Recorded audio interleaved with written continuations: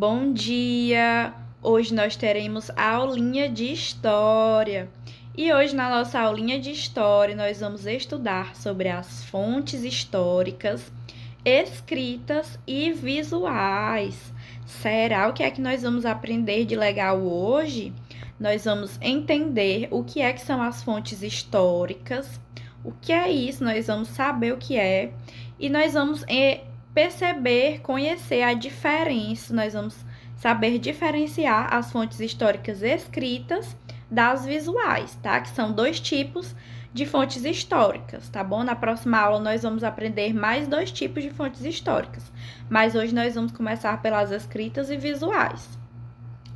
Para conhecer e escrever a história da nossa família, as pessoas usam elementos deixados pelas pessoas que mostram o que aconteceu na vida delas no passado, né? Para a gente não esquecer. Por exemplo, se uma pessoa quiser contar a história de uma pessoa muito importante, ela vai olhar jornais antigos com fotos e histórias da vida dessa pessoa. Ou se quisermos conhecer mais da história da nossa família, nós vamos olhar documentos, fotos ou objetos que nos façam lembrar do que aconteceu com as pessoas da nossa família no passado. As fontes históricas são todos os elementos que podem ser usados para contar uma história. Então, vocês lembrem disso, ó, qualquer coisa, qualquer objeto, qualquer imagem que a gente use para contar uma história é uma fonte histórica, tá bom? Então, as fontes históricas podem ser divididas em quatro tipos: as escritas, as visuais, as orais e as materiais. Hoje nós vamos estudar as fontes históricas escritas e visuais, tá bom? Fontes históricas escritas e visuais. Lembrando que as fontes históricas são qualquer elemento, qualquer objeto que nós usamos para contar uma história. Então, nós vamos estudar aqui agora as escritas e as visuais. Elementos escritos e visuais que contam alguma história, né? Que é para a gente lembrar do que aconteceu no passado. Vamos lá entender o que são as fontes históricas escritas. Elas são as que são documentadas com palavras, né?